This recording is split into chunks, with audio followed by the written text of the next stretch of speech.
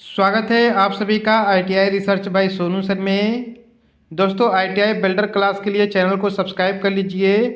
आज के वीडियो में जो भी क्वेश्चन बताए जाएंगे आपका स्किल टेस्ट और इंटरव्यू से रिलेटेड है, ITI बिल्डर ट्रेड से। तो चलिए आज का जो पहला क्वेश्चन दिया गया है आपका, शीयर के ब्लेड की धार कितने डिग्री पर ग्राइंड होती है। वेरी वेरी इंपॉर्टेंट है दोस्तों। ऑप्शन नंबर दिया गया है आपका, option number A 87 degree, 80 degree, 60 degree या 90 डिग्री। तो ऑप्शन नंबर आपका ए राइट आंसर हो जाएगा 87 डिग्री। चलिए अगला प्रश्न दिया गया है आपका, आर्क वेल्डिंग किस प्रकार का जोड़ है। तो आर्क वेल्डिंग किस प्रकार का जोड़ है, ऑप्शन नंबर दिया गया है आपका अस्थाई जोड़, स्थाई जोड़, अर्धस्थाई या इनमें से कोई भी नहीं। तो देखिए जो आर्क वेल्डिंग होता है यह आपका स्थाई जोड़ होता है। तो ऑप्शन नंबर बी आपका राइट आंसर हो जाएगा। अगला प्रश्न दिया गया है आपका, टिक वेल्डिंग में किस मेटल का इलेक्ट्रोड प्रयोग करते हैं। ठीक है, ऑप्शन नंबर दिया गया है आपका कार्बन, टंगस्टन, मेटल या इनमें से कोई नहीं। तो देखिए जो टिक वेल्डिंग होता है इसमें आपका टंगस्टन का इलेक्ट्रोड प्रयोग करते हैं। ठीक है, ऑप्शन नंबर बी आपका राइट आंसर हो जाएगा। अगला प्रश्न दिया गया है कि निम्न में से कौन सी इनर्ट गैस नहीं है। तो इनमें से बताना है कि कौन सी इनर्ट गैस नहीं है।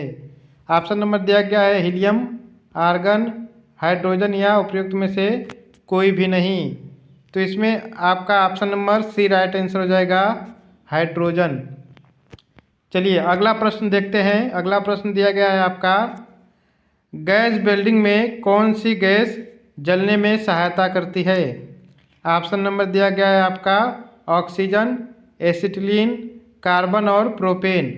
तो इसमें पूछा गया है आपका गैस वेल्डिंग में जलने में सहायक कौन है। ठीक है, तो ऑक्सीजन आपका जलने में सहायता करता है, इसलिए ऑप्शन नंबर ए आपका राइट आंसर हो जाएगा। अगला प्रश्न दिया गया है कि कार्बन आर्क वेल्डिंग में कौन सा इलेक्ट्रोड प्रयोग किया जाता है। ऑप्शन नंबर दिया गया है कार्बन, सिलिकॉन, टंगस्टन या उपयुक्त में से सभी। तो इसका जो आपका राइट आंसर हो जाएगा आपका option number A right answer होगा, कार्बन। चलिए अगला प्रश्न देखते हैं। अगला प्रश्न दिया गया है आपका, निम्न में से किस वेल्डिंग विधि द्वारा पतली शीटों को जोड़ा जाता है। तो पतली शीटों को किस वेल्डिंग के द्वारा जोड़ा जाता है। ऑप्शन नंबर दिया गया है आपका spot welding, perfusion welding, butt welding या उपयुक्त में से सभी। तो पतली शीटों को हम स्पॉट वेल्डिंग के द्वारा जोड़ते हैं। ठीक है, तो ऑप्शन नंबर ए आपका राइट आंसर हो जाएगा। अगला प्रश्न दिया गया है कि निम्न में से कौन सी रासायनिक वेल्डिंग है। ठीक है, ऑप्शन नंबर दिया गया है मिग वेल्डिंग, टिक वेल्डिंग, थर्मिक वेल्डिंग या SMAW। तो आपका जो रासायनिक वेल्डिंग है आपका थर्मिट वेल्डिंग है। ठीक है, ऑप्शन नंबर सी आपका राइट आंसर हो जाएगा। अगला प्रश्न दिया गया है आपका, निम्न में से किस वेल्डिंग में फ्यूजन प्रक्रिया नहीं होती है। फ्यूजन प्रक्रिया कौन सी वेल्डिंग में नहीं होती है। ऑप्शन नंबर दिया गया आपका thermite welding, resistance welding, arc welding या गैस वेल्डिंग। तो ऑप्शन नंबर आपका यहाँ पर जो राइट आंसर हो जाएगा आपका, फ्यूजन के बारे में पूछा है तो आपका राइट आंसर हो जाएगा रेजिस्टेंस वेल्डिंग। ठीक है, ऑप्शन नंबर बी आपका राइट हो जाएगा। अगला प्रश्न दिया गया है आपका, रेजिस्टेंस वेल्डिंग में यदि करंट दोगुना हो जाए तो हीटिंग प्रभाव होगा। तो क्या हीटिंग प्रभाव होगा। ऑप्शन नंबर दिया गया है 2 गुना, 4 गुना, 8 गुना या 16 गुना। तो देखिए यदि रेजिस्टेंस वेल्डिंग में करंट दोगुना कर दिया जाए तो इसका जो हीटिंग होता है आपका 4 गुना हो जाएगा। ठीक है, ऑप्शन नंबर बी आपका राइट आंसर हो जाएगा। अगला प्रश्न दिया गया है कि निम्न में से कितनी वोल्टेज से कम पर आर्क मेंटेन नहीं की जा सकती है। ठीक है, वेरी वेरी इंपॉर्टेंट है। ऑप्शन नंबर दिया गया है 14 वोल्ट, 24 वोल्ट, 34 वोल्ट या 44 वोल्ट। तो आपका राइट आंसर हो जाएगा ऑप्शन नंबर ए 14 वोल्ट।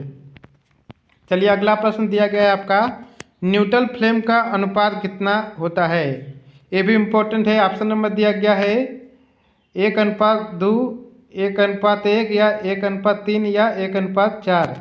तो न्यूट्रल फ्लेम जो होता है आपका दोनों समान होना चाहिए। ठीक है, तभी वो न्यूट्रल फ्लेम कहलाता है। तो इसलिए आपका राइट आंसर हो जाएगा ऑप्शन नंबर बी 1:1। ठीक है, यह आपका राइट आंसर हो जाएगा।